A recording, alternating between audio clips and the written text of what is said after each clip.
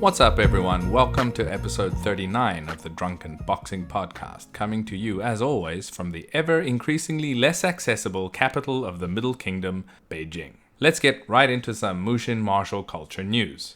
Currently, most of my time has been focused on the translation, dubbing, and editing of the Story of Bagua Zhang series. I have released episode 2, 3, and 4 already.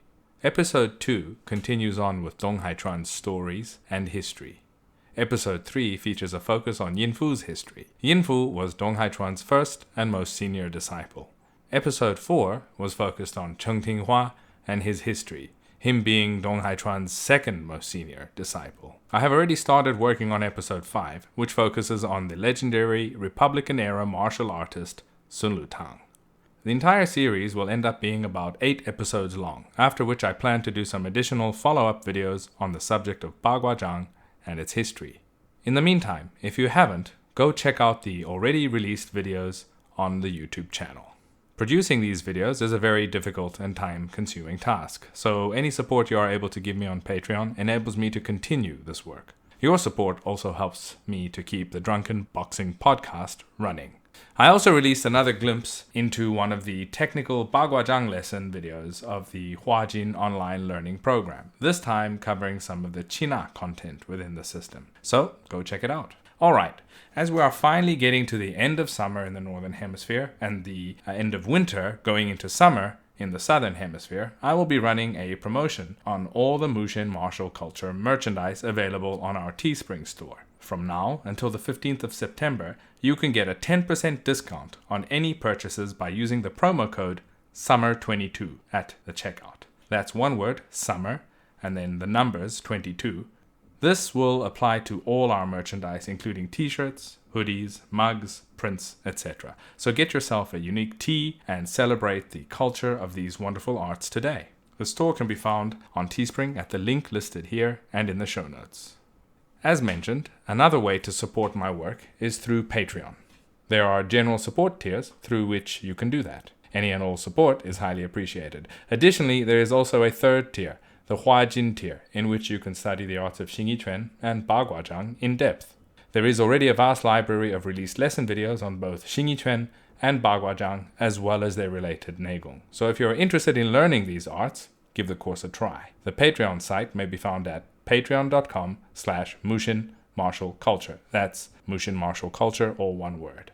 All right, let's get into today's podcast. My guest today is the one and only Randy Williams.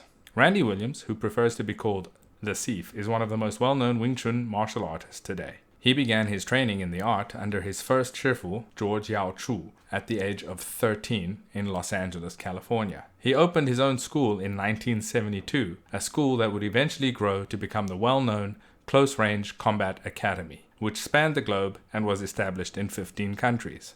The Seef went on to publish 9 books on the art of Wing Chun, as well as produce over 50 instructional videos on numerous aspects of the art. He has been featured in multiple covers of Inside Kung Fu and other martial arts magazines. Let me tell you guys something. When I was a teenager and training, Randy Williams was like a demigod to many of us, and his videos and books were highly sought after materials. They were extremely precious back then and difficult to get for us outside of the USA, and we were lucky to get our hands on them. Randy Williams also studied under numerous other highly regarded teachers, including learning Jeet Kune Do under Ted Wong, who was one of Bruce Lee's top students. Randy combined his learning from his teachers to create his Close Range Combat Academy curriculum, which focused on keeping the art alive and effective in a changing world. Randy Williams was always focused on the practical aspects and application of the art in a real-world manner. So it is no surprise that his path led him into the world of personal security at its highest level. He has been in charge of the personal protection of numerous international names, such as Eric Clapton and Five Finger Death Punch, who he still acts in this capacity today for. He also went into the world of private investigation, and with his years of experience is currently also the chief investigator for Black Stallion Security and Investigations. What many people don't know is that a few years ago, Randy published a book titled Sherlock, Holmes, and the Autumn of Terror. While it is written in the style of a novel and features the character of Sherlock Holmes, this book is in fact a presentation of investigative work that Randy has done regarding the Jack the Ripper case itself. It has been featured in numerous articles due to the theory and presentation of findings regarding who committed the Ripper killings in England all those years ago. We get into this in this episode. I had a great time talking to Randy Williams, as he was someone I looked up to immensely in my younger days, and his passion and knowledge on the arts is still burning bright today. So with that, I give you the Seef, Randy Williams. All right, welcome to the Drunken Boxing Podcast. Randy Williams, affectionately known as the Seef. I'm very happy to have you on. You've been somebody I've admired and looked up to since I was a kid, to be honest. When I first saw you, I was in South Africa, and you were on the cover or inside Black Belt magazine, Inside Kung Fu, and I was very, very enamored with you as a young person who was interested in the martial arts. I'm honored to have you on. Well, thank you. Thanks for inviting me. And in honor of the Drunken Podcast, I poured myself a glass of wine. Well, that's the spirit. I mean, I usually my goal with these was to do them in person. And usually where possible, if it's in person, we both have something to drink, and it seems to be the way to go. So good on you. I'm glad you've done that. How are things going with you? In China. Yeah, I mean, where possible, or if I travel. Yeah, definitely. I'm in China at the moment. I've been stuck here since COVID started, so haven't been able to travel as much as I'd like to. But hopefully by the end of this year, they'll relax all their restrictions and we can move out and into the country a little bit more easily. Well, there's worse places to be stuck in China, I guess. Yeah, that's true. That's true. Now, a lot of the older generation martial artists and the people that are familiar, particularly within the Wing Chun circles, are familiar with you and your history. But I don't know if you want to give a very, an overview of yourself for the other listeners that might not be familiar with you. Well, I'm 108 years old. I've been doing Wing Chun since I was 13, so well over 50 years. I have my own chain of schools that are called Close Range Combat Academies, and we're in different countries around the world. And I used to have one in South Africa. Obviously, that's where I met you. Yeah. But those guys aren't active anymore, so I'm not sure what's going on there. But I'm still active. I train here, and I live in Forest City, Pennsylvania. I live on top of a mountain on a dirt road. It's almost like a sojourn to come here. And got a barn, which is fully equipped as a Wing Chun school with wooden dummies, heavy bags, speed bags, wall bags, a weight room, a cage, a matted cage. And the guys that train with me are my private students, lifetime students, and they're called barn members because they come and they travel from all over the world to train with me here at the barn. And occasionally they bring me to their schools in different places, cities and countries around the world. The headquarters for CRCA right now is in Dusseldorf, Germany. Well, it's actually Duisburg, which is near Dusseldorf, and it's run by student Mario Lopez. So he carries on teaching CRCA in his different branches around the world. And I've kind of, slowed down a little bit on the international travel, especially with COVID. Nobody could travel. Right. Mario takes care of Europe, and I take care of the United States and Mexico right now because it's a little bit far for him to travel. Right. So I practice my own form of Wing Chun, which is kind of a hybrid for my different teachers. And I've moved Wing Chun forward. I believe that, like any science, Wing Chun has to move forward. Yes. And so I have created my own style of Wing Chun, which I call Close Range Combat Academy Wing Chun. And if you know a little bit about my history, you know that I've long been a proponent of ground fighting since the 70s. And in the 70s and 80s, it was kind of controversial. Lots of guys used to criticize me and say, oh, Wing Chun doesn't have ground fighting and so on and so forth. We don't need it. We'd never get knocked to the ground and that sort of thing. And right. Of course, in the modern day, we know much better. And all these guys that used to criticize me are now ground fighting gurus that claim to have a secret ground fighting system that was passed down to their masters by Yip Man. And somehow I got lost in, they threw the baby out with the bathwater, I do recall that. I recall that criticism back in the day of you, and you were actually quite forward-thinking and a pioneer in that field, and of course you were right about that aspect. So I do remember the criticisms that you got, and now suddenly your critics are silent and repeating what you said. Yeah, exactly. But they all forgot, the way they criticized me back in the day. So I stuck to my guns, and I've been doing ground fighting in Wing Chun since the 70s, 80s, 90s, and now I've been sort of vindicated. Mm. And I guess I'm not such a pariah in the Wing Chun community anymore as I once was.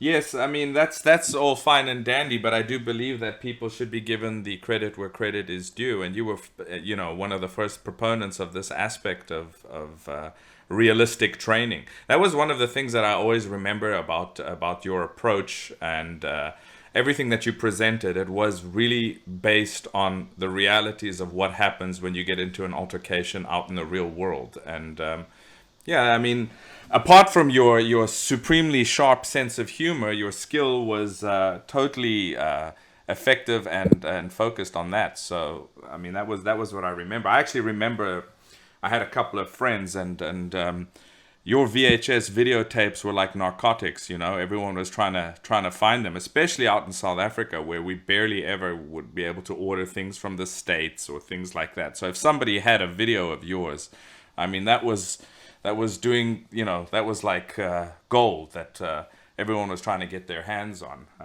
So yeah, those were good memories. Who was actually in charge in South Africa that you mentioned? Well, I had Marcus was my guy there. Yeah. He had his school going for a while there. Um, I'm trying to think of his last name right now. It escaped him, but it'll come to me. Mm-hmm. But he that brought me out there. Yeah. And because it's been, I think the last time I was in South Africa might have been 1997. Yeah, it was a while ago. It was in the 90s. So if you'll forgive me for forgetting, because he sort of dropped off the set, and I haven't heard from him in so many years that I've actually forgotten his last name for the moment. It'll come to me. Just a little word. If you hear a little bit of this grinding noise in the background, for some reason, about 1 or 2 floors above me, they've decided to drill. I don't know if they're looking for oil or somebody's getting a major root canal. But yeah, pardon the background noise. Well, I don't hear anything. Okay, good. I remember there was I think you did a performance on a wooden man in South Africa, and one of the things, and I was a teenager, and I think what you did was you broke one of the arms off of that thing. And Well, it must have been a really poorly made dummy then, because technically you should never break the arm off a wooden dummy if it's made right. The direction, Wing Chun motions are all what we call multi-directional. right. So, example, what we call jam sao. Jam sao means like chopping hand in the sense of chopping down a tree. And say jam sao is a palm up, straight wristed, thumb tucked, inward, forward, downward, or upward twisting chopping block. Mm.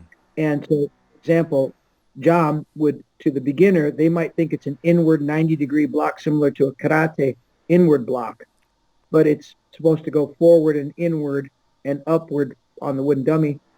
And so you're really just pushing the arm into the body.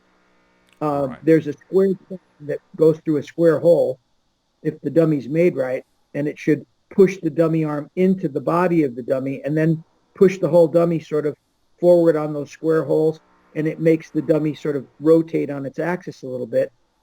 And so you Right. really should the arm, but it might have been, really flimsy or something, because I don't tend to break them too much. Yeah, I could be. remember, you know what? I think if I remember right, it wasn't the arm that I broke. If it's the one that I'm thinking of, I think I split it in half, because there's a move called kwaksa, which is spreading hands, and it's a double jam, and then you kind of curl your wrists into a double huinsa, which is like a mantis-looking hook with your 3 fingers closed and 2 pinched, and you sort of spread the arms apart. Right. I think it And was that actually. 2 double low palms to the midsection of the dummy. And I think what happened there, if I remember right, I think what happened was that I did the double jam into the double hun, and I split the body of the dummy in half, because it might have been cracked. It's not like I'm super powerful, but I think the dummy might have been cracked, and I split it or something like that. I kind of vaguely remember that. It was a long time ago.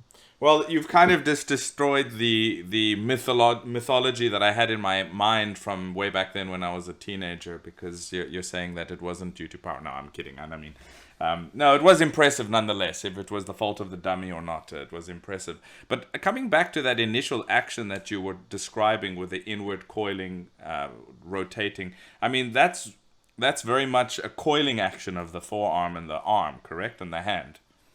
Yes. Well, remember that Wing Chun is based on the movements of the snake and the crane. Yeah. And a lot of people, when you read the books that were available back in the day, and they'll say, Wing Chun is the snake and the crane. And they'll say, see the Bong Sao, the wing arm deflection, there's the wing of the crane. And then they'll say, Buji, that's the snake. And that's where it ends. But actually, there's a lot more science based on the crane and the snake in Wing Chun. And so the coiling action of the snake, snakes, they, first of all, snakes will wrap around things. They'll snake around things. They will break bones. They'll crush. They will squeeze. They will kind of, they'll sort of wind their way around the people's arms and their necks and their bodies and squeeze them to death. Well, in Wing Chun, you might, wrap your arm around someone's arm or neck and squeeze. Snakes spit. Snakes bite. Snakes live on the ground. So who better to fight on the ground than a snake? They live on the ground. They fight from the ground. Yeah. Are ruthless. People attribute. We will sometimes say that guy's a snake, meaning like he'll do anything to win. He'll fight dirty. He'll do what he has to win without any regard for your feelings or rules or kindness. Right. And I think that aspect of the snake is part of Wing Chun. And I think with the crane, they say, well, the wing. But if you look at all of the blocks in Wing Chun, not just the wing arm deflection, but for example, the Jam Sao that I just described, that has 135 degree bend of the elbow that looks like the wing of a bird, and it flaps up and down. As do all the Wing Chun arms have a 135 degree angle bend of the elbow, which is a certain kind of strength, which is kind of freaky, because you can't bend it if it's done right. Snakes have a lot of characteristics that are part of Wing Chun that we don't talk about. Cranes will deflect with their wing and poke with their beak. That's a simultaneous attack and defense. Or you could say, well, that's a headbutt. Or you could say, cranes stand on one leg. Well, in Wing Chun, we have Ma, the single leg independent horse stance, where you're on one leg. You're on one leg when you kick, when you block with your leg, when you sweep, when you avoid a sweep, when you are doing sticky foot on one leg, when you do Sulim Tao on one leg. So there's a lot of characteristics of snake and crane that are sort of forgotten or not known that are part of the system. It's oversimplified sometimes. It's very interesting because I'm a Xingyi Quan practitioner myself, and what you described, first of all, with the coiling and twisting of the forearm is actually one of the core root actions of Xingyi Quan. If you could summarize Xingyi Quan into a couple of sentences, we'd say Qi Zuan Luo Fan. Qi Zuan means rising and drilling. Luo Fan means overturning and falling, and that you could say is basically the core action of Xingyi Quan. And it's not just the forearm, but it is the forearm and the whole body that does that. But what you mentioned about 135 degrees is a number that my teacher, because I'm sure the older ways of the teachers, they didn't come down to specific degrees. They would say, okay, bend it, it's kind of bent almost straight. Some wording like that is usually the classical instructions. But my teacher took that further and was trying to find out the optimal angles, and 135 degrees is the angle that he came up with regards to actions with Xingyi Quan as well. So I'm very, it's kind of very enlightening to hear you repeat the same angle and the same degree of bend. Well, let me try to paint this picture for you. Let's imagine that you had a post which was straight up and down, 90 degrees. Yeah. And you want to brace that post so that it couldn't fall over. Well, the optimal angle of the board that you would use from the floor to the post would be 45 degrees from the floor. That would be the optimal bracing angle. Yes. Well, 45 degrees, if you look at the complementary angle, if you took the floor and the board that you used, that would be 135. That's true. With 45 creating a 180 degree spectrum. So if you look at that angle, if you take that board and you lay it against that post at 45 from the floor, and then you take the angle of the floor itself to the post, that's 135. So in Wing Chun, if your arm is bent 135 degrees, thumb tucked, elbow one fist distance from the body, your arm is almost unbendable. I mean, I do an experiment with my students a lot of times, and I'll try to paint the picture for you. But if you would imagine, what I'll do is I'll tell a guy to put his arm out in this Jam Sao position with his wrist straight and his elbow bent. And then I'll stand behind him and grab his wrist and pull it towards his own shoulder. And I'll tell him, resist me. And they can never stop me from closing their wrist to their shoulder. Yeah. Some guys are pretty strong and they can resist a little bit, but eventually it collapses. But then I tell them, bend your wrist 135 and your elbow 135, and then I'll pull with all my might, and I can't collapse that which is now called Tan Sao, which is a palm up block. And that creates an angle that just can't be bent or can't be collapsed. That's kind of a magic angle, that 135. So you see it in my legs. When I first open my stance, I bend my knees with my pelvis cradled upwards. I bend my knees 135. And then I keep them bent 135, and I open my feet, pivoting on the heel, so that my toes go out and create a 135-degree angle between my toes. Yeah. And then my toes into the ground, and I open into the Yi Ji Kim Young Ma character 2 goat restraining stance that everybody sees, pigeon toe stance of Wing Chun. And I open my feet till they are now on a 135-degree angle to each other. So when you have your feet at 135, that gives you your stance wider than your shoulders, and you've got your feet at 135 in relation to each other, and your knees are bent 35, and now your stance can't be collapsed. Then you take and swivel one of those feet out till it's pivoted to the point where it's parallel with the other foot into what we call Choma, which is sitting horse. And the Choma position has the knees bent at that 135, and you have this strong power base. Yeah, that's very. I mean, the way you've just broken it down, it's exactly. I mean, this is what always stood out about you. But it's probably something that has even developed even more over time. That you've just given this so much thought that you're able to explain it in the most exact methods or the exact words, and it's in line with physics and the reality of the use. So I find that to be very important, particularly when people are trying to understand the concepts and then apply them. The 135-degree bend of the knee is exactly the angle that my teacher would describe with our primary posture in Xing Chuan, which is called Santi Shi, the back leg. The old sayings would be things like, okay, the weight is 6'4" or 7'3" on the back leg. I mean, this is with Xing Chuan, with Santi Shi. So the majority of the weight on the back leg, and the back leg is bent more, the front leg is straight but not straight, bent but not bent. And my teacher did exactly these experiments trying to figure out the optimal angle, and again, the back knee for him was 135 degrees. So it all seems to be pointing at the same, physics which govern everybody on Earth and the human body. So this is very, very interesting to hear.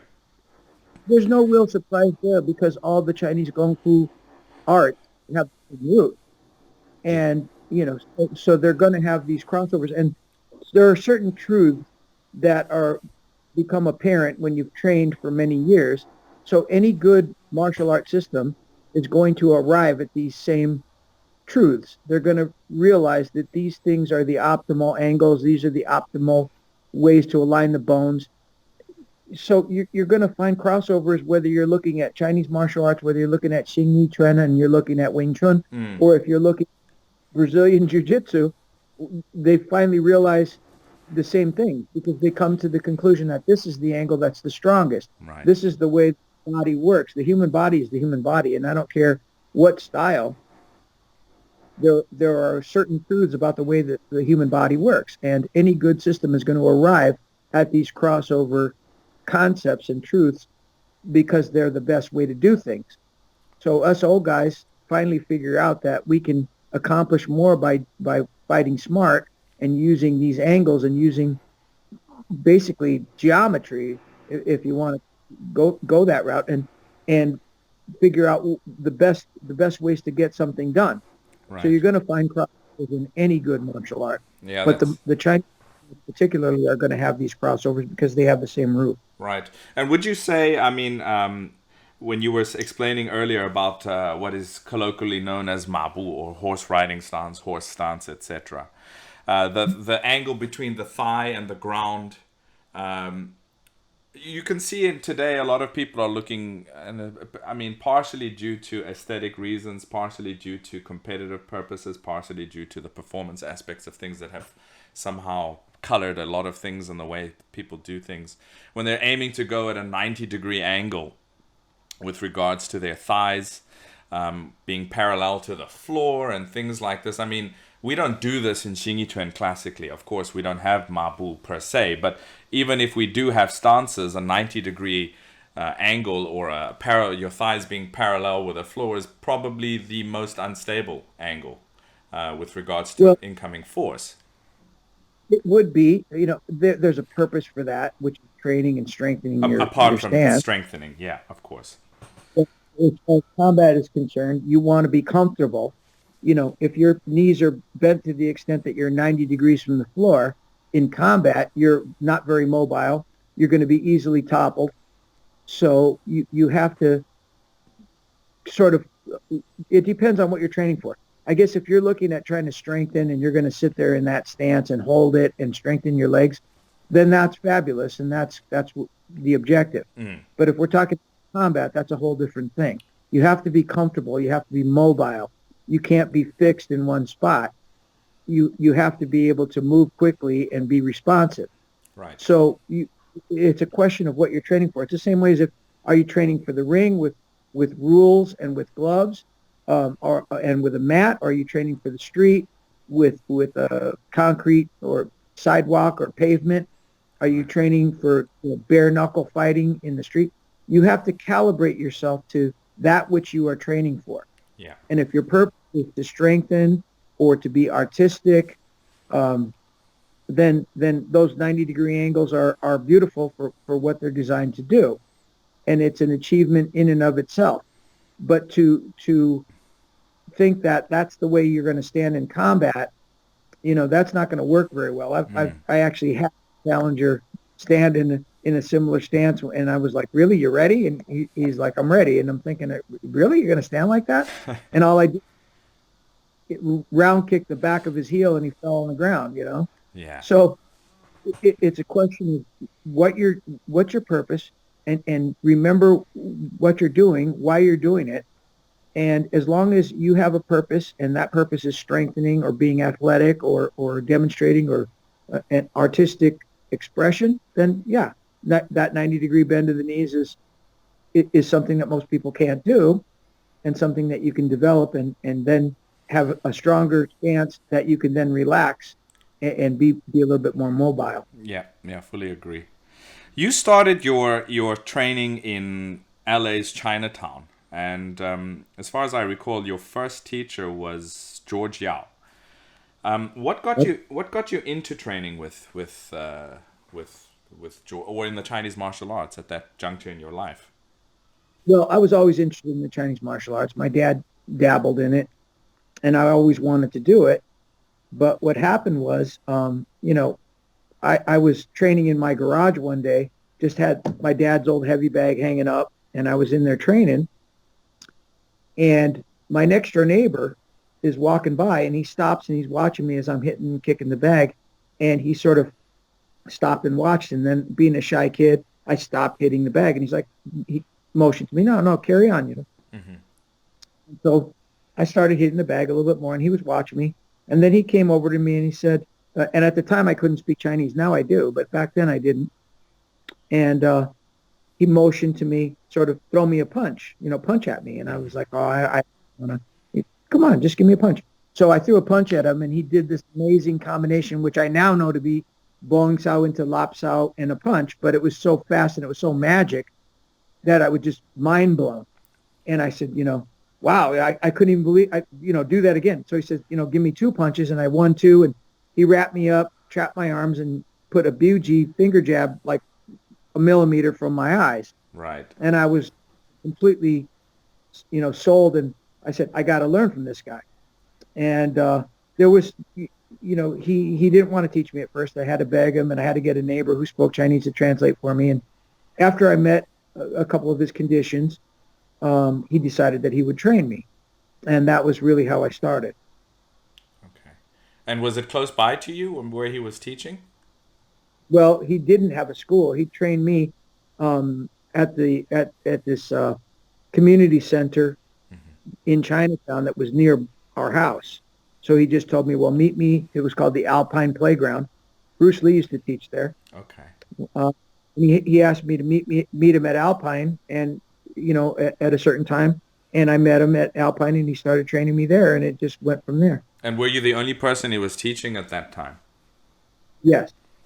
And did he ever formally have a full-time school with many students following that? No. No. Eventually he started a club at his house, but he only taught certain select people. Now, he worked in a restaurant. He was a cook and a Chinese cook, but his job was he was a cook at a Chinese restaurant in Chinatown. So most of the guys that he trained were waiters and cooks from the restaurant where he worked. Okay. He had one guy that used to come train with us, who ended up becoming a kind of a big star. Mm-hmm. His name was Ted Wong, and he ended up landing the part of the Iceman in a movie I think it might have been the 90s or the 80s or 90s, and then he ended up starring with the guy from Highlander in a movie called The Hunted. Oh, okay. And he also played in opposite Mickey Rourke in The Year of the Dragon. He played, I think the guy's name was Johnny Tai or Joey Tai, the leader of the Chinese gang in that movie, John Lone. And he used to come and train with us. And you never wanted to get into the movies yourself? No, I mean, I did a couple bit parts in this old comedy called Kentucky Fried Movie that was directed by John Landis, who ended up, being the director of the Blues Brothers and Animal House. But he wasn't famous back then. It was just a really low budget comedy, and it was I remember that movie. It was a pistol and Enter the Dragon. Well, you definitely have the looks, the ability, and the wit for the big screen. I still remember seeing your Wing Chun Christmas carols that you used to write up on Facebook a few years ago. They were the highlight of my festive season. Oh yeah, I used to do all the Christmas carols and change the words. Yeah. Using Wing Chun techniques, and it was just perfect. Now, you mentioned Bruce Lee, but you also have some interaction and learning within Jeet Kune Do as well. Yes, I do. So back in the day, Bruce used to teach. When I was a little kid, Bruce had a school. You could hit it with a rock from my house. And, I was one of those kids that if you watch the Bruce Lee Dragon movie, I think a bunch of kids were peeking when he was trying to teach. And I was one of those kids that used to go and peek in the windows at his school at 628 College Street, which was right next to my house. Wow. And he would chase us away. But my next door neighbor there was Ted Wong, and that was Bruce's student then. Yeah. Arguably his student, but Ted was his student. I used to go pull on his jacket,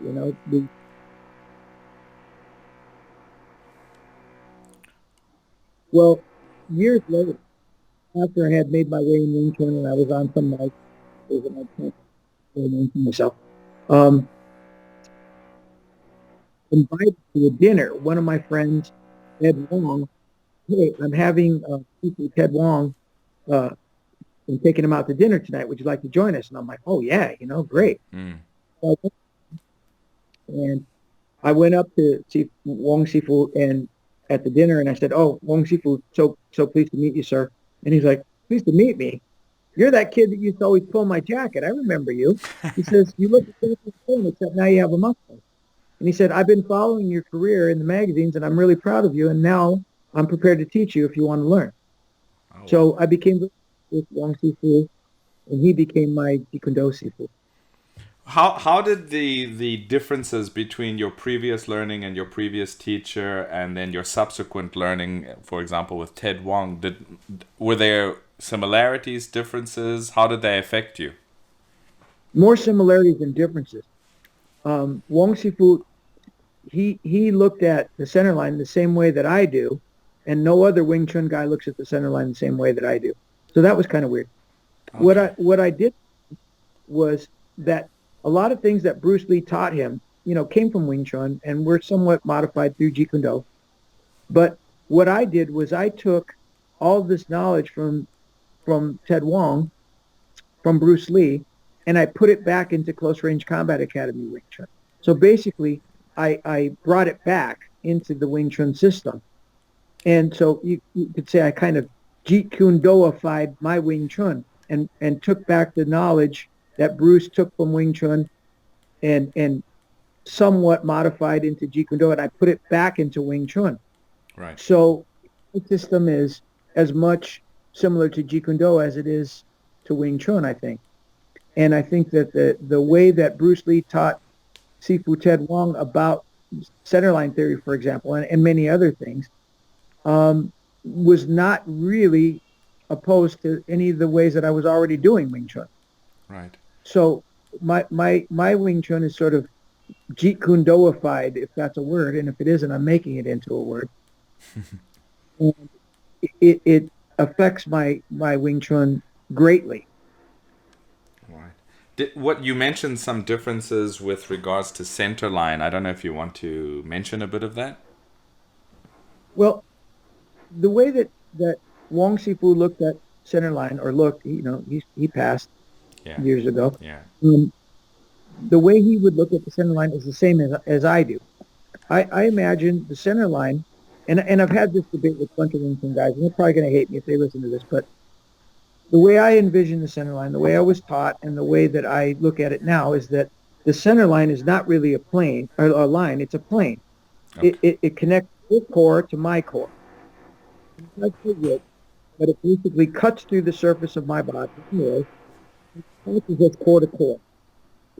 So if you imagine like the old westerns where these guys would put a rag, each guy would have the end of a rag.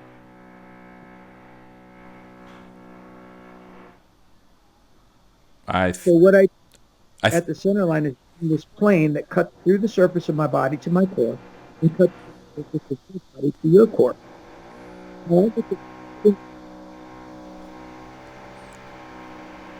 I think your microphone is being either fading out or your connection. I'm not sure if it's the one or the other. Well, I do hear a lot of grinding there. I think they're doing that grinding at your house. Yeah, they are. But for some reason, I don't know if it's your microphone itself. It just faded out for a second there, so I didn't hear from when you said if you imagine a rag, and then from there on it kind of just disappeared.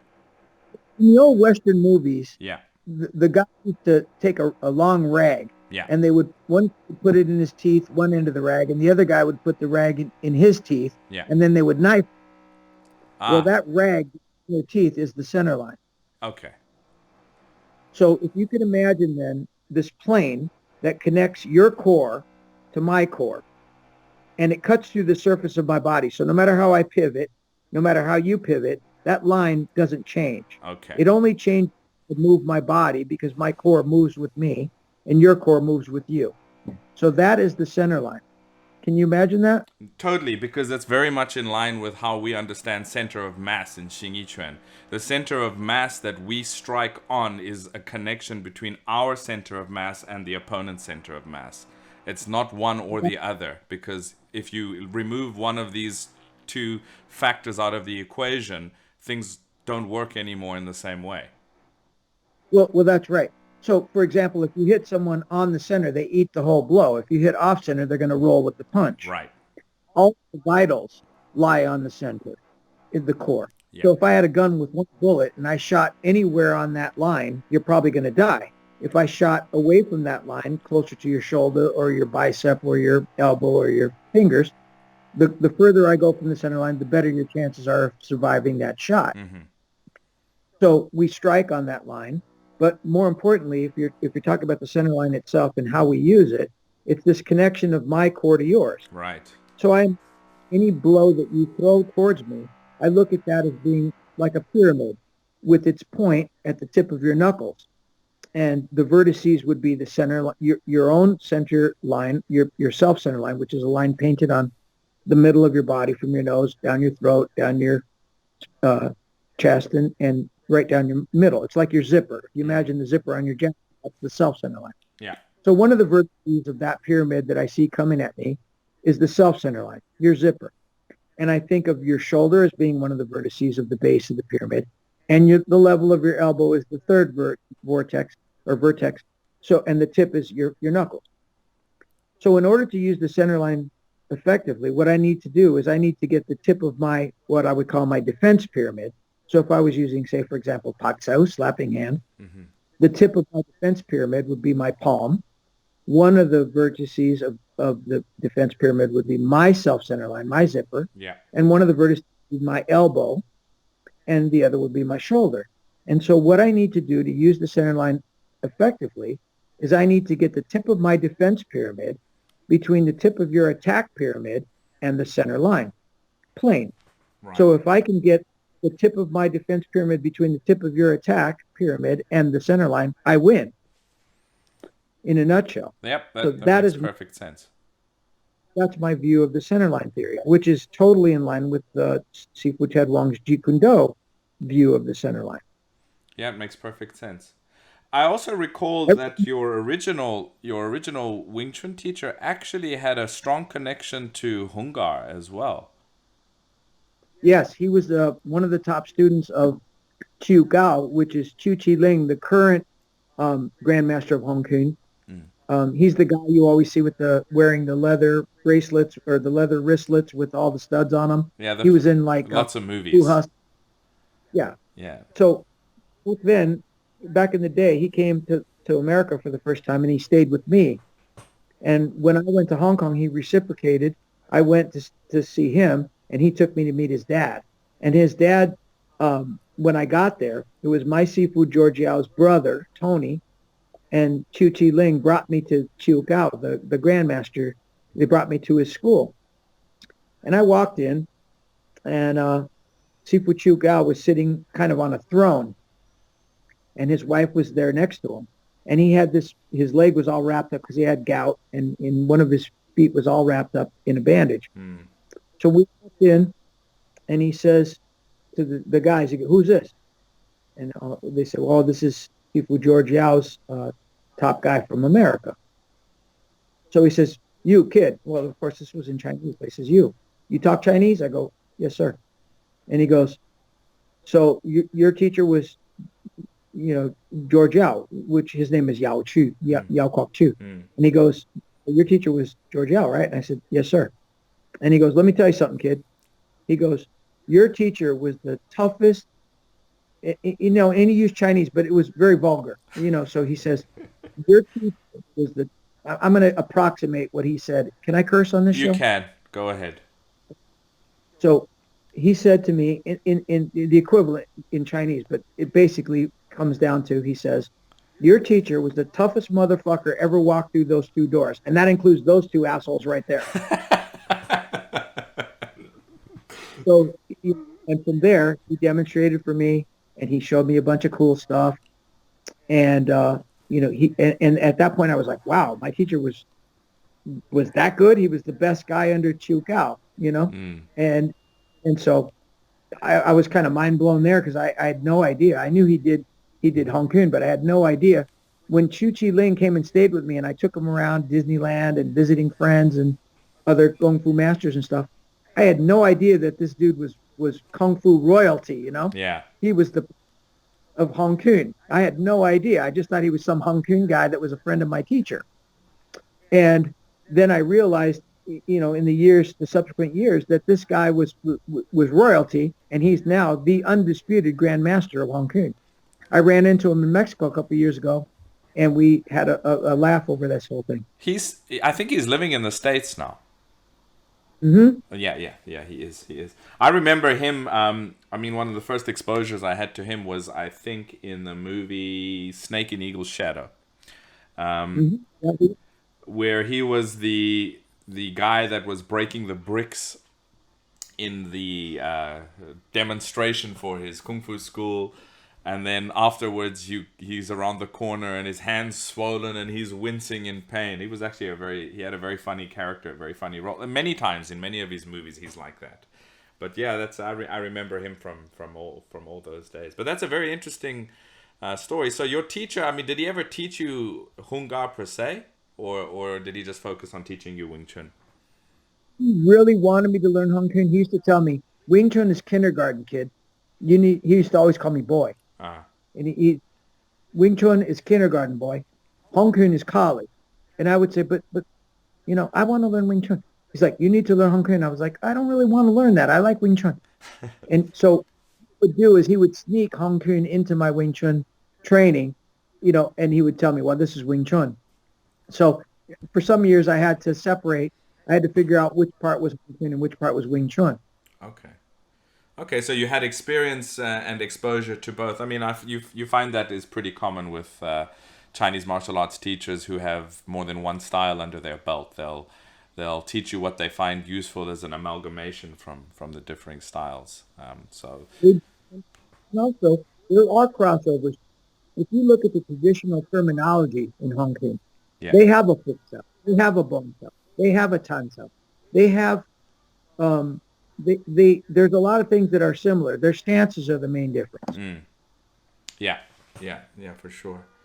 Over the years of your teaching and traveling and developing your close range combat academy, how was that? How was that born? And what were you trying to aim for with all of that? Well, I primarily created CRC, the acronym. Yeah. Um, I primarily created that because I felt like I really can't um, change. I can't modify traditional Wing Chun from any teacher in carrying on his name. That wouldn't be fair to him. And so the what I had to do then was create my own that I could be free to add, subtract, take some from this guy, some from that guy, some from Bruce Lee. And I had to create the system which I felt comfortable with and I felt was effective. And I tried it in various forums to make sure it was all effective in combat. So in order to move my system forward, I didn't feel like I could say, well, this is George Yao Wing Chun or any other teacher that I learned from. Instead, I created this other system that was mine, uniquely mine, my own brand. And that way I would be true to myself and wouldn't be untrue to my teachers. I'm sure that anyone that taught me in my life would be unhappy with the system that I do now. But at some point in time, it's time to leave the nest and you've got to go with your gut and what you feel is right and what you believe to be effective and worthwhile. And that's what I did. So in order to justify that and feel like I wasn't misleading people and saying, well, this is George Al Wing Chun that I'm teaching you or anyone else, I felt like I had to create my own system, which I could feel free to add and subtract from according to my own training and my own experience. And I've been doing Wing Chun for 50 odd years. I think that I'm just as qualified as anyone else on the planet to be a judge of what's effective and what makes a good martial art, especially as it concerns Wing Chun. So to do that with a clear conscience, I had to create CRCA.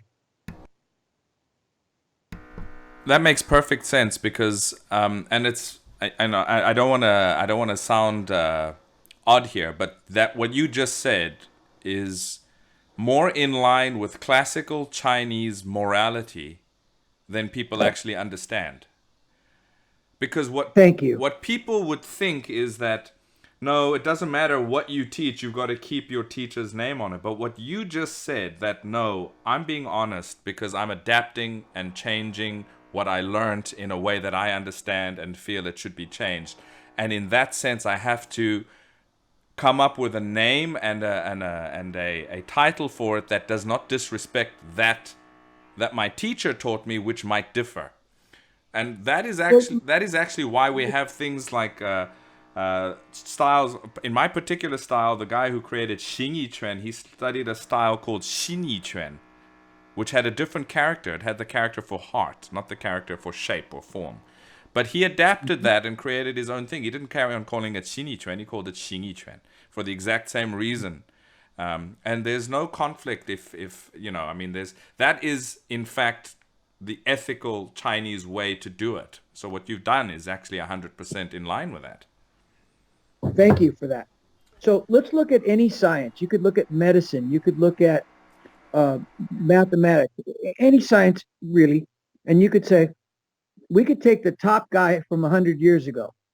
So let's say in medicine, you could say Louis Pasteur was one of the top guys in medicine. Well, even like a mediocre doctor today is 10 times a better doctor than Louis Pasteur. But that's not a fair comparison because Pasteur was long ago, and he operated on the knowledge base that he had from his teachers way back. But if you wanted to stubbornly cling to Pasteur's beliefs, you'd still be putting leeches on people, and you couldn't deal with the modern problems. There was no AIDS. There was no COVID. There was no monkeypox 100 years ago. Doctors today have to move forwards and create new systems of medicine, but they have to with the tip of the hat to somebody like Louis Pasteur. But they have to move forward because the need is there to move forward. Well, I believe that martial arts is the same way. I mean, would you want to go to a doctor from 100 years ago, a doctor from today, or a doctor from 100 years from now, if the planet survived? Right. And it's the same thing. Do you want to learn how to fight from a guy from 100 years ago? Right. Well, if we look at COVID or monkeypox or AIDS, they didn't exist. Well, 100 years ago, Brazilian Jiu-Jitsu didn't exist. Right. Nor did Jeet Kune Do exist. So there are modern problems to deal with. And you can stubbornly stay in the past and say, I'm going to cling to that system the way my teacher taught me, the way he learned it from a guy 100 years ago. Or you can take the reins and move your system forward into the present and the future and constantly improve it because you're qualified to do so. Now, if you're just some dipshit that doesn't, you're not qualified to create your own system because you don't even know how the old guys did it, and you don't even know that magic or that truth from 100 years ago. But if you can take that and build on it and move forward, then you're a pioneer. But you have to put in your time. You got to pay your dues. You got to learn the old way. And then you're qualified maybe to move the system into the future. Yeah, very just well like said. any doctor. Very well said. Yeah. You know, I remember you created an apparatus, the octopus dummy. Mm-hmm. How did that come about? Well, the octopus came about because the Wing Chun dummy is limited to a certain extent. And this ties back into this whole centerline theory I talked about a minute ago. Mm. So if you imagine, if you're doing the wooden dummy form, the 108 movement, and you begin the form, and you work your way over to a position where you have the advantage of facing, which is not to be confused with the centerline advantage. Mm. They sometimes overlap, but they're not the same thing. But you work your way through techniques to a position where you have what's called the advantage of facing on the wooden dummy, where you're looking at him from an angle where you can hit him, but he can't hit you. Mm. And what happens is once you achieve that angle of facing on the wooden dummy, you're then forced to give up the advantage of facing by moving back towards the arms that you're now facing away from and continue doing techniques. Okay. And that's when you're conscious of the fact that you've gained centerline advantage and facing advantage, and now you're going to give it up and go back around the other side because you're limited to how far you can go around the dummy because you can only go so far and then you hit the cross beams. Yeah. So what I decided to do was to take and mimic the three arms that you see on the traditional wooden dummy, but add another set so that if you've moved off 45 degrees, you can continue going around the dummy and continue capitalizing on the center line and facing advantage that you gained by moving off to that angle because you've got another set of arms to work with. Right. Because if you look at the octopus, when you're standing dead straight in front of a traditional wooden dummy, and you've got these two arms that are poking out at you at 100 or at that 90-degree angle, you're in the middle of them, and then the low arm, which is poking right at your core. And then once you've moved off 45 degrees, you now only have one arm on one side, and there is nothing else to work with because you've now gotten to a point where you can't continue. So you've got to give up centerline advantage and go back around. But with the octopus, you can continue to go around and continue to capitalize on those advantages that you've created for yourself through your technique and motion. And you can do another set to continue, because what I felt the dummy did was it taught you how to get there. But then once you're there, what do? You give it, go back. But now with the octopus, you can get there. And then what do? Capitalize on that and continue to go that way for another set. And then you can come back and get 3 sets across the other way, where you don't have to give up centerline advantage or facing advantage, but you can keep capitalizing it on it 1, 2, 3 till you're all the way at the other side of the dummy. And then, of course, you've got to give it up and go back around again. But with those extra arms, you can continue to capitalize, which is what you're going to do in a fight, in a combat situation. And rarely do you need to capitalize more than twice. Right. You get there, and then you capitalize again, and now you're behind the dude, and you can do what you got to do, and you've hopefully won the fight by then, or won the advantage to the extent that you can win the fight. But if you give it up after one, you don't really enjoy the full benefit of what you earned, if that makes any sense. It makes perfect sense. It also seems to be taking into consideration that once you've gained the upper hand by flanking and getting the correct angle, the opponent might actually recover without you moving. And this kind of would emulate that as well, without you having to build a habit of giving up the position, coming back to the middle, and then restarting everything. You could continue directly off that angle as if the opponent had maybe recovered slightly. And then what do you do from there? Yeah. You have understood. Yeah. That makes perfect sense. You have a lot of... Go ahead, sorry. Go ahead. Everything in Wing Chun makes perfect sense. Yeah, well, it depends on the eyes and the ears that are looking and listening at the information. So, yeah. You have a lot of experience in actual bodyguard work, protection work, and the like. How was that always a goal for you to get into that? Not exactly, but sort of. Okay. So, when I was a kid, I grew up, watching the 1960s TV programs. And my favorite show was this show called 77 Sunset Strip, which was these 3 private eyes that had an office on Sunset Boulevard next to, or in the same building as Dean Martin, who was a famous kind of playboy singer, Rat Pack, friend of Frank Sinatra. And he did actually have a club called Dino's on the Strip. And these guys had their office in the same building as Dean Martin's club. And these guys always drove the best cars and, met all the hot women and traveled to exotic places and met interesting people and beat them up. And so I kind of I grew up thinking, that's what I want to be. Right. That's me. So I was always sort of thinking that was my path in life. And it sort of intersected the fact that I was doing martial arts because I got some opportunities to bodyguard people because I could fight well, and I was able to sort of parlay the martial arts into this security business. And then, I was very fortunate in that when I was growing up, some friends of mine, Alicia and Alan Yee, were friends of mine growing up in Chinatown, LA, and their grandparents owned this restaurant called Madame Wong's, which was this really fabulous Chinese restaurant in its heyday in the 1940s and 50s. All the stars would go there.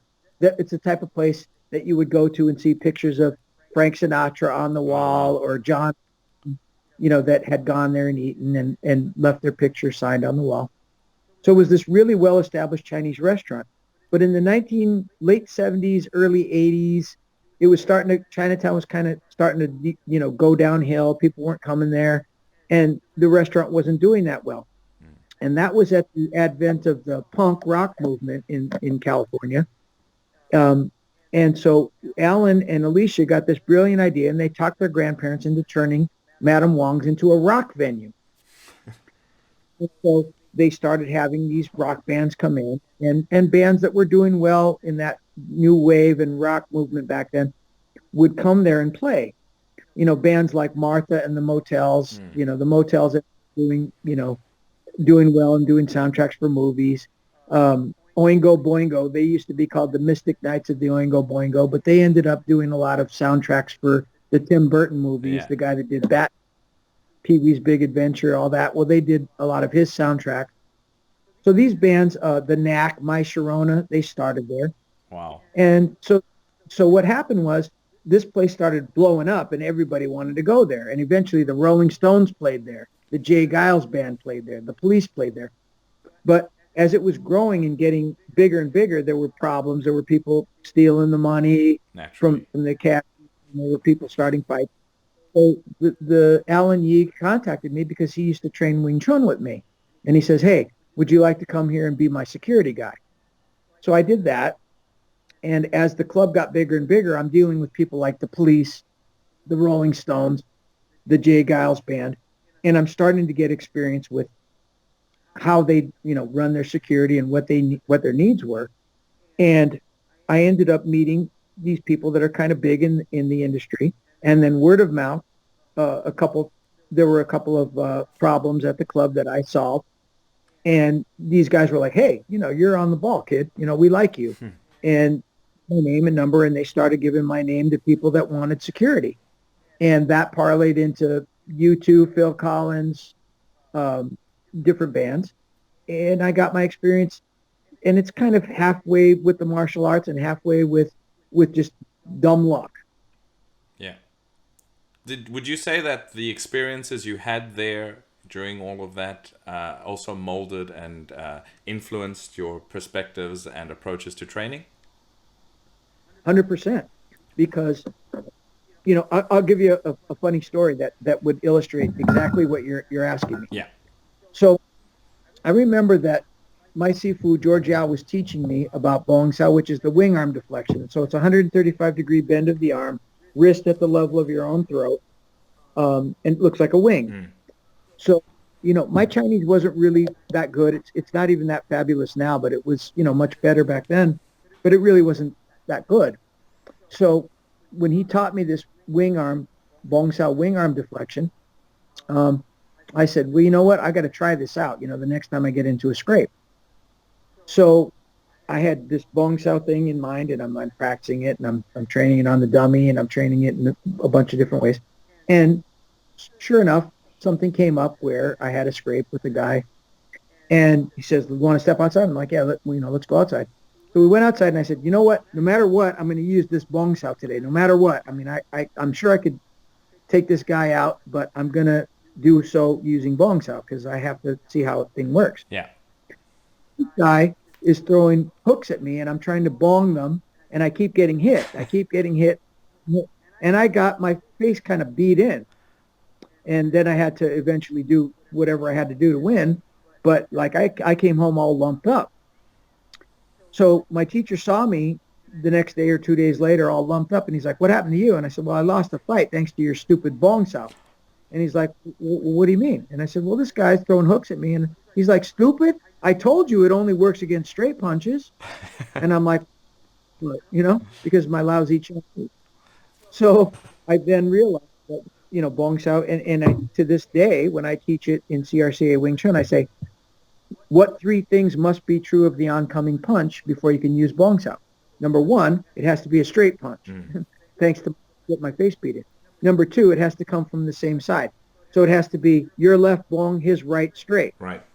And three, it has to come from above the level of the Bong Sao arm. So I can't have my arm at a level where a punch is below my hand and then drop down to do bong. That would be stupid. So I didn't know any of those things, and I tried to force it and didn't work, obviously. So, to get back to your original question, I know you're probably sorry you asked. No, I'm not. But that was that's a perfect example of how doing security work and bodyguard work, at that time was just security work, molded my Wing Chun, because I realized, well, that doesn't work, and I learned it the hard way. If I would have just been better at Chinese, I probably would have saved myself an ass whooping. But But, I don't think you would have understood to the same level. well, but eventually I learned it, the hard way, but I learned it. Yeah, yeah. And the experiences in that environment and in instances like this, is that what also gave you insight into the reality of the ground? Certainly, because I learned at a very young age that most fights go to the ground. And, I got experience through George Yao and through my own experimentation with the techniques of Wing Chun applied to the ground. That I was able to deal with the situations on the ground using Wing Chun, but kind of, I don't want to say modified, but looked at from a different perspective. Because when you're on the ground, you don't have the same leverage. You don't have your legs anymore, and not in the same way anyway. Yeah. You end up using your flat feet on the ground for leverage. You can't pivot the same way. Yes, you can pivot, but you can't pivot exactly the same way. Your shoulders are on the ground, which limits your ability to retract your elbow. So you've got to have your elbow different so that your elbow doesn't bang the ground when you retract your arm.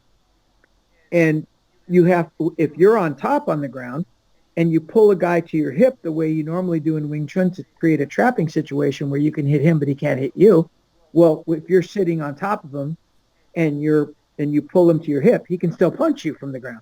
Right. So you have to use what we call long bridge grab, which means that your arm is locked out. So now when you grab him left to left, if your arm is locked out and you pull with a long bridge grab, now you can hit him, but he can't hit you.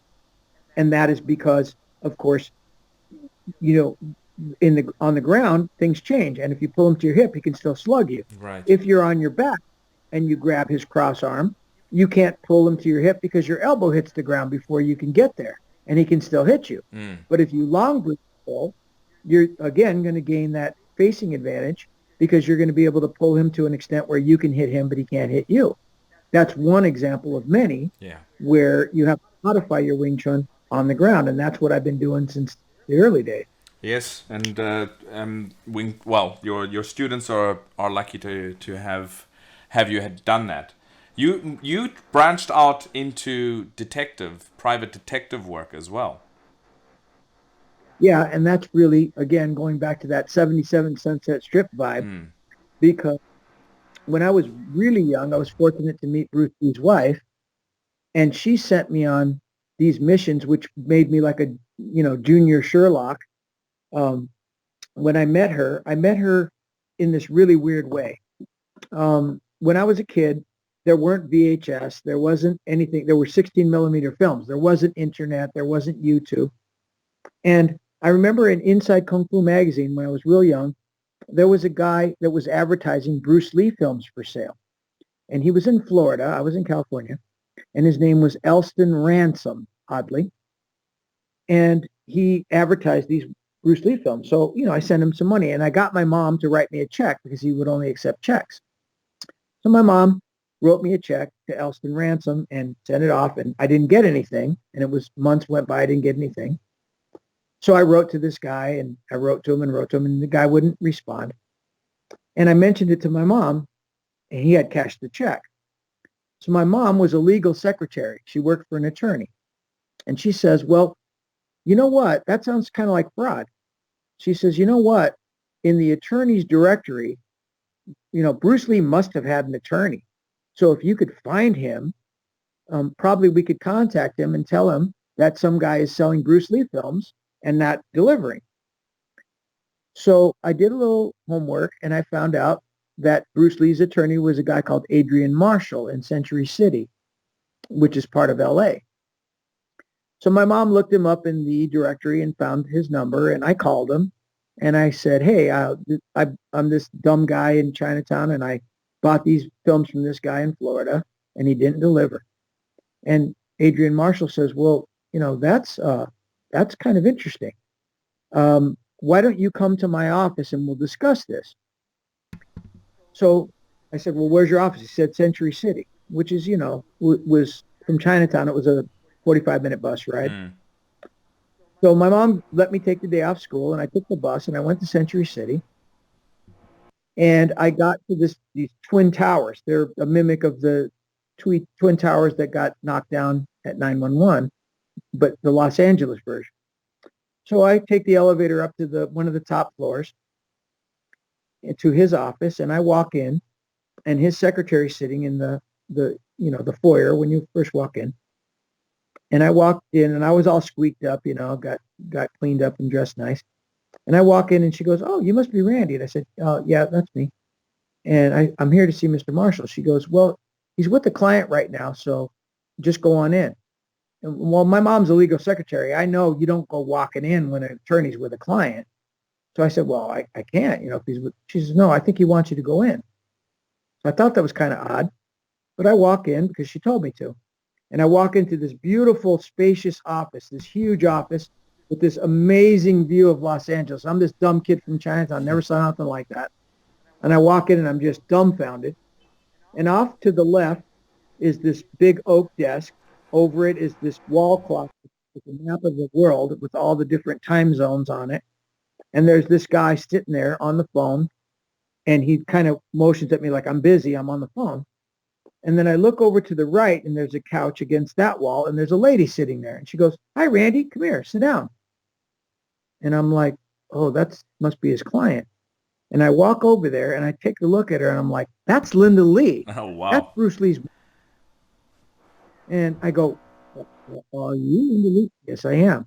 I'm like, and I was like, humana, humana, humana. Don't know what to say to her. She goes, "Come here, sit down." She says, "Mr. Marshall tells me that you've been robbed by this guy that's selling illegal films." I said, "Well, yeah." Blah, blah, blah, blah. Anyway, in a nutshell, she says to me, "A lot of people are ripping off my husband's name and image, and we're trying to stop them."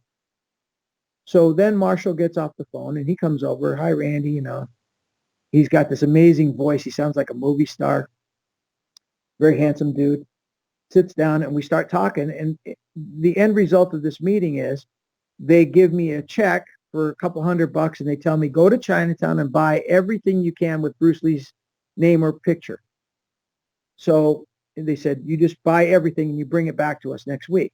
So I go back home, and I buy Bruce Lee punching puppets, Bruce Lee nunchuck hand keychains, Bruce Lee posters, and I bring them back to them. And they say, "This is not authorized, this is not authorized, this is not authorized." I can try to find out where they come from, where they get them from. So I go back, and I'm asking the shop owners, and I'm getting their contacts for who they're buying these things from, and I bring it back to Mr. Marshall. And he ends up prosecuting these people. Then he sends agents to my house, and the FBI agents are asking me about this stuff, and they're pursuing these cases. And then Mr. Marshall sends me to San Francisco. I'm just a kid. I take the bus to San Fran, 7 hours, and I go up there, and I do the same thing, Chinatown up there, buy all kinds of stuff, find out exactly who is providing these items, and bring it back to Adrian Marshall and Linda Lee. So that was kind of like I was like a junior Sherlock, and I kind of became hooked on being a private investigator. That tied in with my whole 77 Sunset Strip. Wow. Idolizing these guys. And I ended up, moving forward from there and going that route. So they sort of dovetail together nicely. Yeah, and I mean that was inadvertent initiation into the occupation. That's very interesting. Um, A lot of my life has been kind of like a movie. And when I tell people my story, a lot of times they think I'm lying, or it sounds crazy and unbelievable. And I understand. But it really did happen. And so I had this kind of charmed life. In a lot of it was just dumb luck and being in the right place at the right time, but with the right stuff. See, you could be in the right place at the right time, but if you don't know where to buy this stuff, or you don't know all about Bruce Lee, and you can't impress his wife that you're a devoted fan and loyal to Bruce Lee, or if you don't have the wherewithal, if you don't have what it takes to impress them, to make them want to take it a step further, then that chance just blew away. Right. And so my good fortune, the things that have come to me in life that seemed like a movie, that seemed like a fantasy, came about because of just dumb luck but being in the right place at the right time and having the right stuff and being able to impress those people with your skills, with your ability, whether it's at Madame Wong's and knocking some guy out that is causing problems, and then they're like, wow, you know your stuff. Or whether it's in Singapore guarding Eric Clapton and knocking three guys out because they bothered Eric, and then Eric says, wow, you know your stuff. Let's go to London. You're my new bodyguard. It's a combination of just this dumb luck and then but being able to back it up when the time comes. Yeah, I mean, you could. I mean, we sometimes over give too much credit to just dumb luck. I don't think it's just simply dumb luck. I think a couple of things. I think you were a devoted martial artist who used your time and efforts to train. Now, two people could be given access to teaching. One could train diligently and one could half-ass it, and their results would be different. I don't call that luck. I call that determination. And the other side It's a of little bit of the other side of it's a little, things, yeah, it's particularly with the martial arts, and then this also goes into the field of work that you got into. I think intelligence has a lot to do with it. I remember my teacher would often say to me, because we focus on training with a spear, and he would always say to me, the spear is not a weapon for stupid people. And, I didn't quite understand what he was saying, but, over the years, I mean, it's literally what he said, It's not for stupid yeah, people. that's cool. So I think there is an aspect to one's efforts. Effort can make you can make a lot up with effort that you might lack in ability. So if somebody is not as naturally talented physically as somebody else, but he has a lot of effort, he can catch up. In fact, a lot of the times those are the people that surpass people with natural ability. But intelligence also has a lot to do with it. And I mean, this is what I've always noticed about you: your ability to explain things, but also your sharp wit those are just factors and aspects of intelligence that is there. And I think this is what I wouldn't say it was just dumb luck that you managed to show these people X, Y, and Z, and then they were impressed. I think they identified these attributes that I've just mentioned in you, and they're useful in the field that you applied them to. So there's that. Well, that's very kind of you to say. I appreciate that. I over the last couple of years, I know that you published a book you've published a lot of books on Wing Chun. I think something like 9 or 10 or so. I might be miscounting that. You've published a bunch of instructionals. You've written a whole lot of things in the past, but you branched off into something completely unique in the last couple of years, which captured my attention, and I'm embarrassed to say that I haven't been able to get my hands on a copy of the book because I haven't been able to leave China, etc., for the last couple of years. But as soon as I'm going to travel, it's on the list of books. But I've been following very closely what you did with the book and what it is, and it's well, maybe you can present it and explain what that was and what led you into it. Well, I assume you're referring to Sherlock Holmes in the Autumn of Terror. Yes. Well, along with my career in private investigation and Wing Chun, I've always been interested in true crime. It's something that my mother actually started me in because she used to always read those true crime books where they have pictures in the middle of the book that you're not supposed to look at, but you always look at them first. Yeah. And I was always fascinated not with the crime itself, but how they solved the crime and the logic that was involved. And logic, I love that. Wing Chun is a very logical art, and it develops your ability to use your logic. And I was always interested in the case of Jack the Ripper because it was unsolved. Yeah. And I read everybody's book on Jack the Ripper, and I was never satisfied with anyone's solution to those crimes. I never felt like anyone truly proved the case. So I took it upon myself. I was traveling to London a lot on security work in something like 2012, 13, And I was going to London, a lot. And so while I was in London, I went to all the crime scenes of the Jack the Ripper murders, and I really immersed myself in that case. And I said, you know what? I'm going to solve this thing because no one else has solved it to my satisfaction. And I went to work on it, and I used Wing Chun logic greatly in my investigation. And I ended up stumbling upon some stuff that was very interesting, and I pursued it, and I created a system. I have a system for investigating crimes that I use, and it's largely based on Wing Chun. And I ended up stumbling upon and then building the case against these three men that were basically very, very tangentially involved in the crime. They were people that found bodies. And I found that in other cases, many other cases, the killer himself inserts himself into the investigation by pretending to find a body or giving information to the police because they want to find out what the cops know. And so Jack the Ripper was really the first serial killer to do that. And by using this logic, this Wing Chun logic, and combining it with criminology, I figured out who Jack the Ripper was. And it was actually three men working together, being paid by a fourth. And so I solved the crimes to my satisfaction. And I was, again, dumb luck. I was put together with Dr. Michael Baden. There was a case that was happening in my area of Pennsylvania that he was involved in, and I managed to meet him through one of my old friends and actually a student of mine, who then became the district attorney of my area. So he was in charge of the case that Michael Baden was in to testify in. And my student and friend, his name is Sam Sanguidolce. He's almost like my son. Sam calls me one day and says, hey, Dr. Michael Baden's in town. Would you like to meet him? And I'm like, well, of course I would. So I snap up my Michael Baden books that I had in my collection, and I zoom down there to meet them.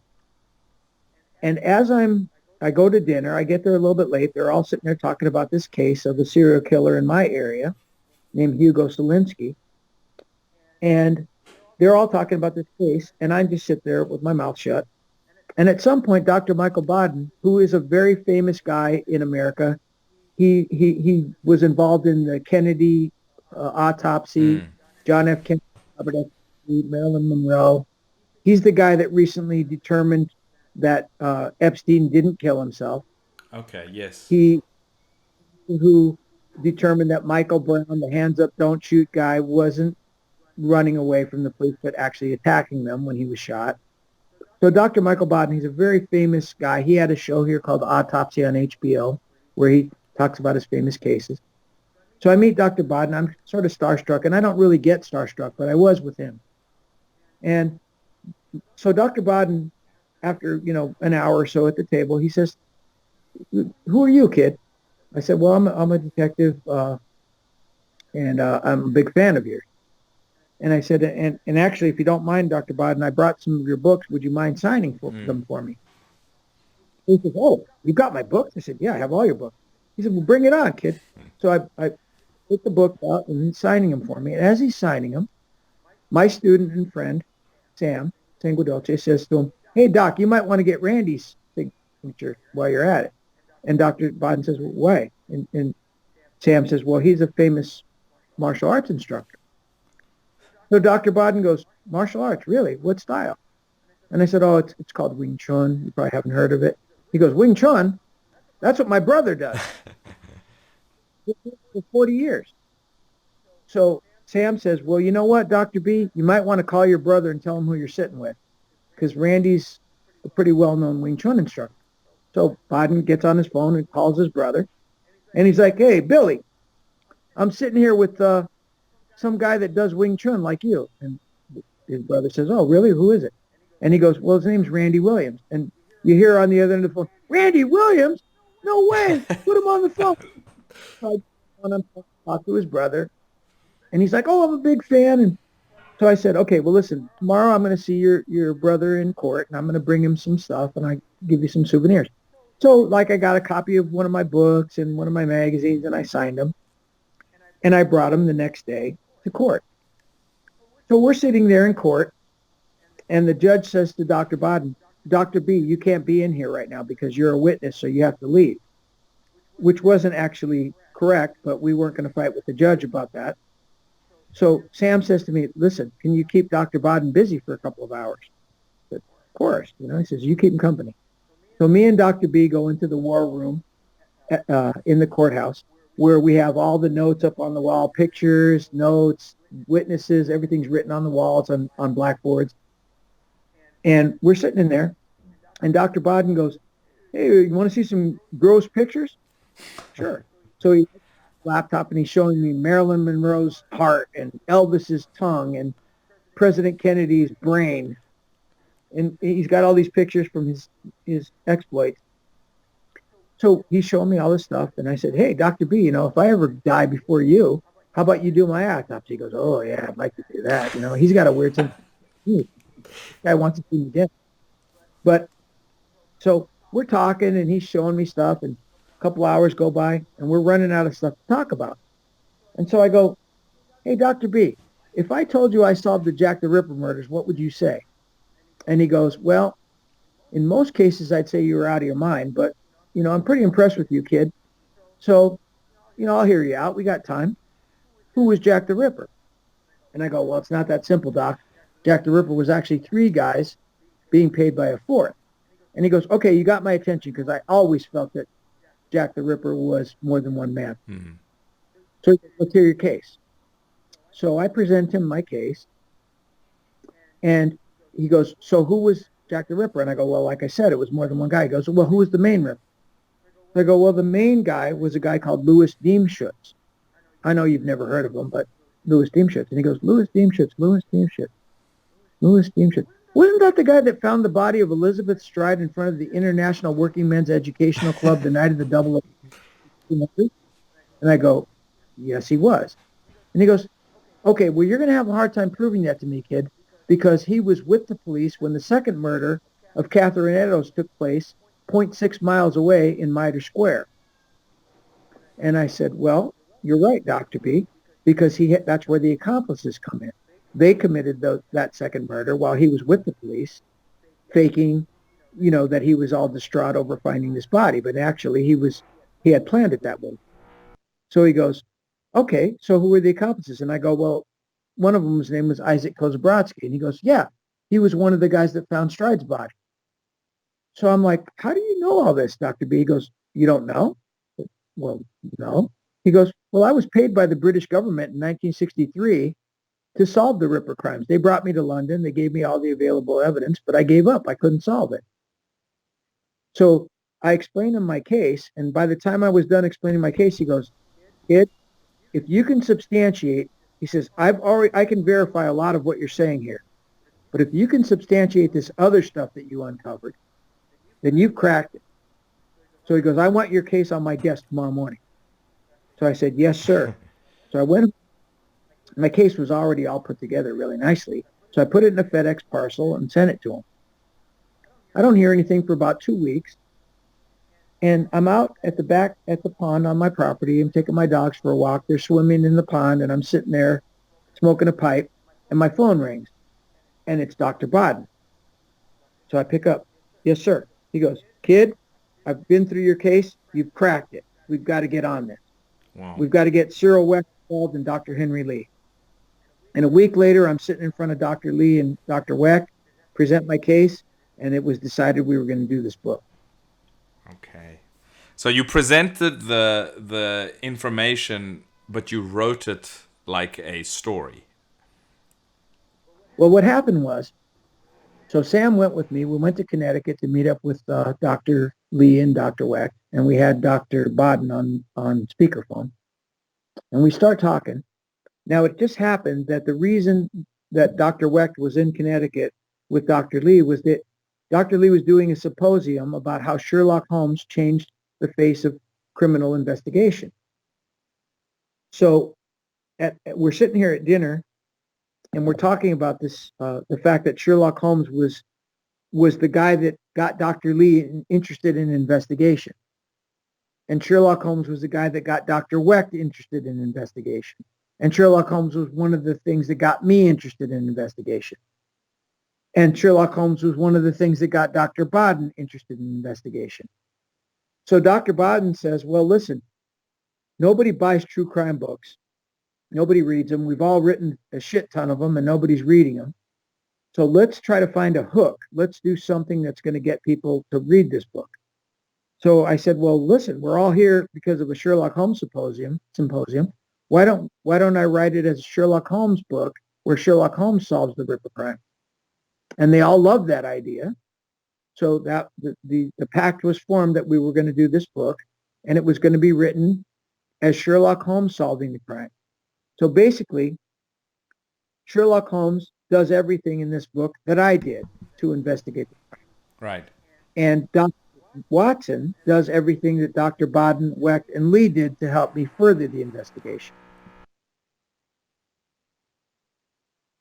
Well, that's what has the public response been to the book? I remember I read a few excerpts here and there, some that you yourself have put out in the public, and I quite like the fact that you also nicely illustrated combat that occurs in the book, because you illustrated it as if a martial artist was illustrating it and explaining it.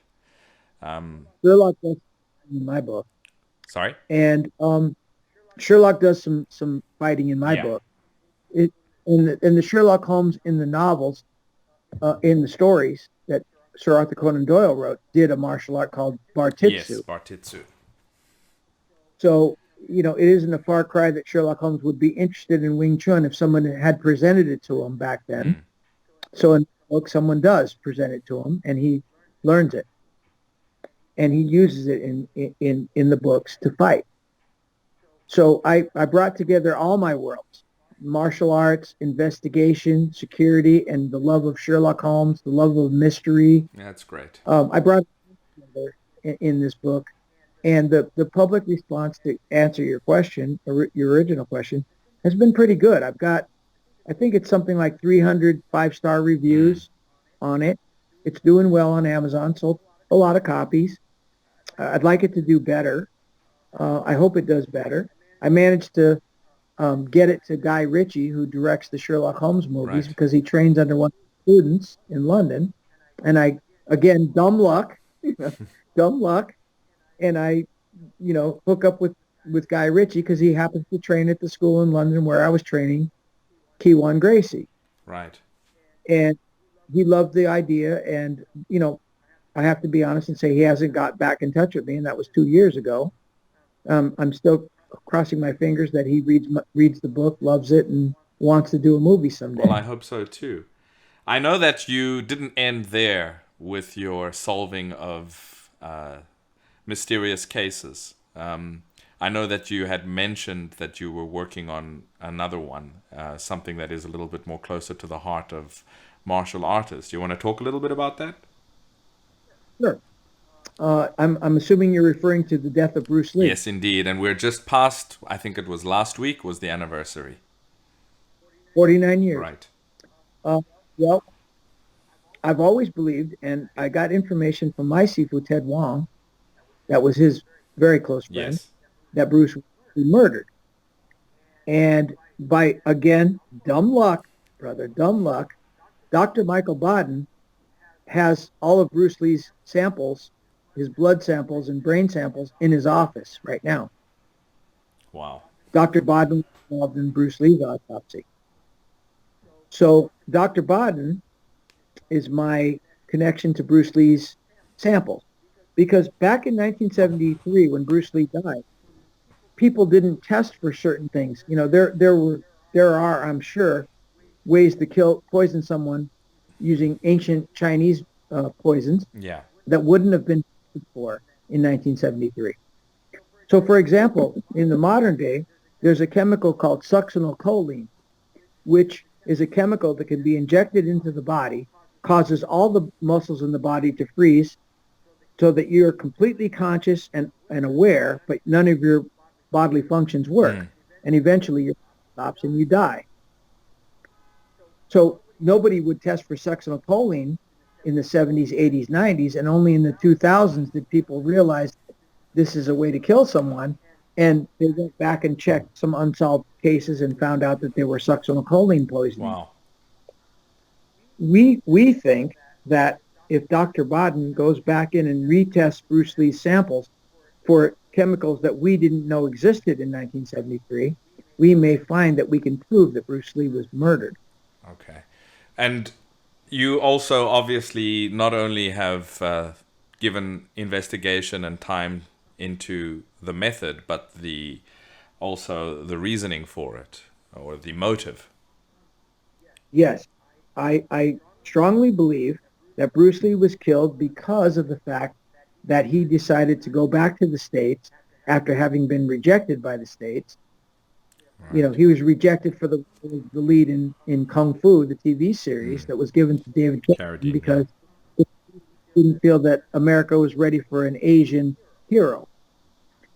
So they rejected Bruce Lee, who actually came up with the idea for the show, and they didn't want to give it to him. They gave it to David Carradine. And Bruce was mad about that, so he went back to Hong Kong, where he had been a child star and a teen star, and he made these movies that we now know, as Fist of Fury and Big Chinese Boss. Connection. Yeah. The Boss, well, depends, because they kind of made some weird mistakes about how they named the movies, and so some people think of the Fist of Fury as the Big Boss and the Chinese Connection.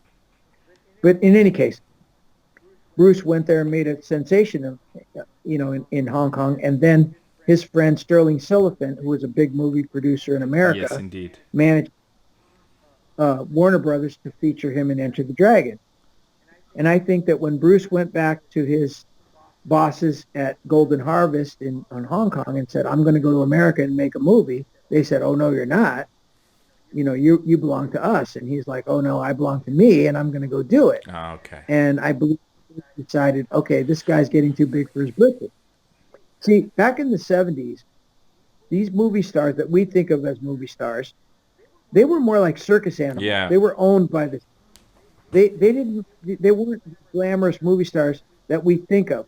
They were more like, okay, you got to do an appearance. Take this Rolls Royce, go and do this appearance, and get back here by 6 o'clock tonight and get in your bunk. Yep. They were more like circus animals. They were controlled by the movie studio. And I think that when Bruce bucked the system, he ended up offending the triads or the gangs in Hong Kong that were connected to the movie studios, and I think they did away with them. I think they took Betty Ting Pei, who was a rising starlet, and they used her to seduce Bruce Lee, and her payoff was, after Bruce died, she made all kinds of movies. None of them were a hit because she sucked, figuratively and literally. And I think that was her payoff. But I think that when Bruce went to her apartment, she poisoned him using whatever was given to her. And of course, when Bruce collapsed in her apartment, she called not the ambulance, not 911 or the equivalent. She called his manager, Raymond Chow. And Raymond Chow sent an ambulance. The ambulance didn't take Bruce Lee to the nearest hospital or the next nearest hospital or the next one. They took Bruce Lee to a hospital that was owned by, guess who? Raymond Chow. Oh. And the doctor that worked on Bruce Lee was an employee of, guess who? Raymond Chow. Right. So I believe that Betty Ting Pei was just used, and her payoff was to become a starlet and to be given movie roles that she wouldn't have otherwise gotten. And I think that the motive of Bruce Lee's death was that he wasn't going to comply with the movie studio's wishes, which was for him to remain in Hong Kong and forget the offer from Warner Brothers. And then, of course, you've got the triads that were always involved in the Hong Kong film industry. So that's a whole other side of it. Are you busy preparing to publish a book on this? Well, the thing is that I started going, full bore on this thing a couple of years ago, and I got involved with this television production company that was ready to back me on it and send me to Hong Kong, and so that I could further investigate and I could, try to schmooze my way into interviewing, say, Ting Pei and other people that, that are still alive now.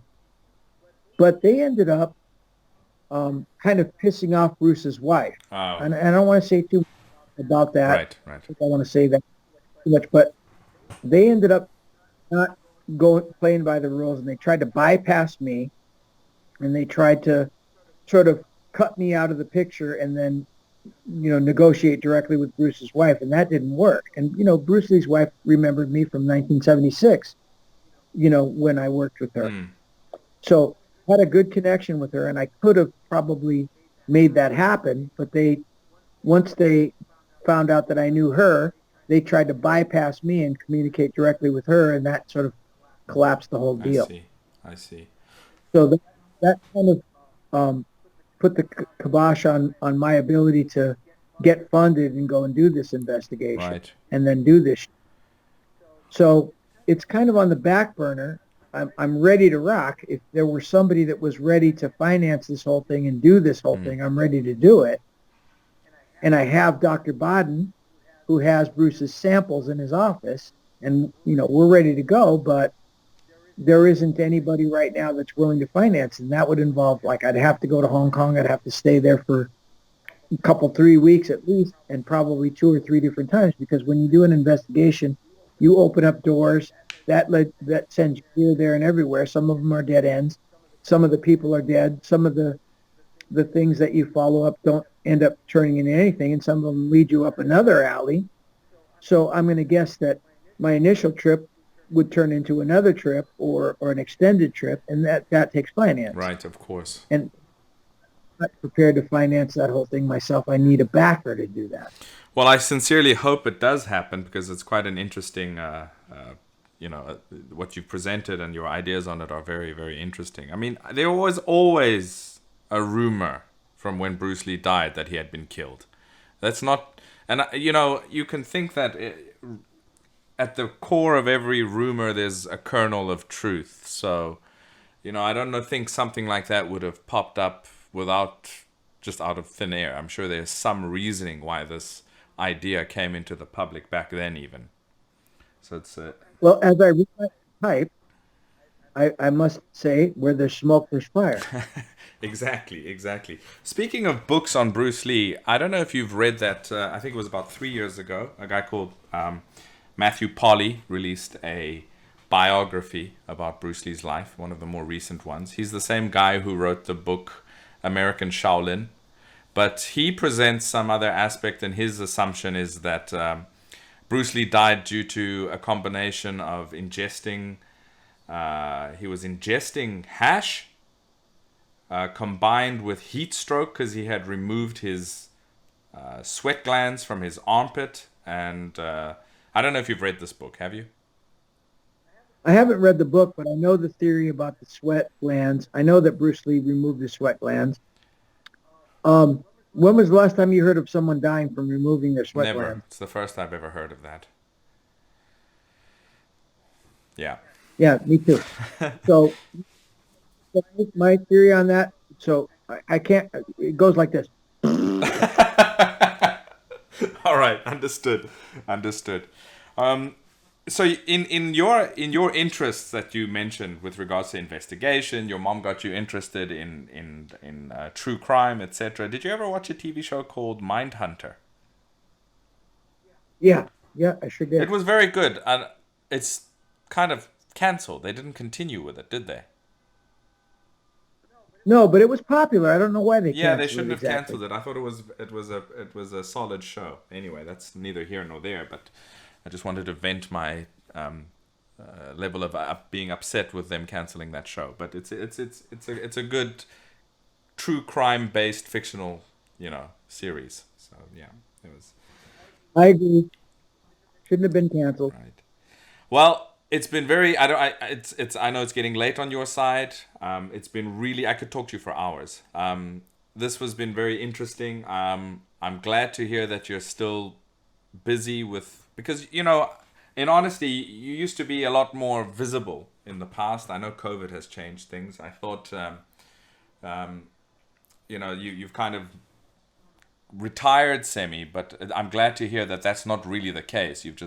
You're carrying on, you're doing your thing. I don't know if you're wanting to be more public with a lot of the things you're doing, or or you're just trying to get on with your life and do it for your, in for yourself, etc. Well, to be honest, I kind of dropped off the set because I got tired of all the petty criticism and the BS and people that don't really know me that just make assumptions. Mm. And I got tired of, I was sort of, it sounds funny to say, but I believe that I was kind of an innovator and sort of a catalyst to bring the Western consciousness, bring Wing Chun and bring Chinese culture to the Western consciousness. And in so doing, I was sort of shot down a lot of times by people that really don't understand or didn't take the time to really look into what I was doing or saying, but just criticizing me. A lot of petty stuff. And I just finally kind of dropped off the set because I thought, I don't need this. I'm just as active as I've ever been, but I just don't project it to the public like I used to. Well, with the change of the way that the world ingests information today, I think that all of that being said, with regards to criticisms, etc., I think that you can actually still continue to be public, just with your own direct connection to the public in your own avenues and things, without even having to worry about you know the detractors per se. I think it's something to I'm, consider. I'm no less active than I've ever been. I'm just less likely to publish or come out and in the martial art magazines, which I don't even think are a thing They anymore aren't. because now Yeah. but I just decided that, okay, the public in general doesn't really want me or doesn't really agree with what I'm doing. And at some point I just said, you know what? They can have it. Mm. There's all these new guys out there that are putting out these Wing Chun videos and they're kind of controlling the market. And you guys can have it. Okay, you guys can have it. Mm. If any of them actually came and sought me out, I could probably teach them a thing or two. Mhm. And that sounds stuck up to say, but I believe it to be true that some of these guys that are the internet or YouTube gurus in Wing Chun could come here and learn something and improve what they're showing to the I'm public. sure they could. But I finally said, you know what? I'm done with all that.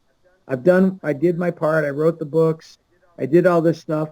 There's Master Ken out there doing these comedy martial art videos. Well, I did that freaking 30 years Yes, you ago. did, and they're still great even to this day.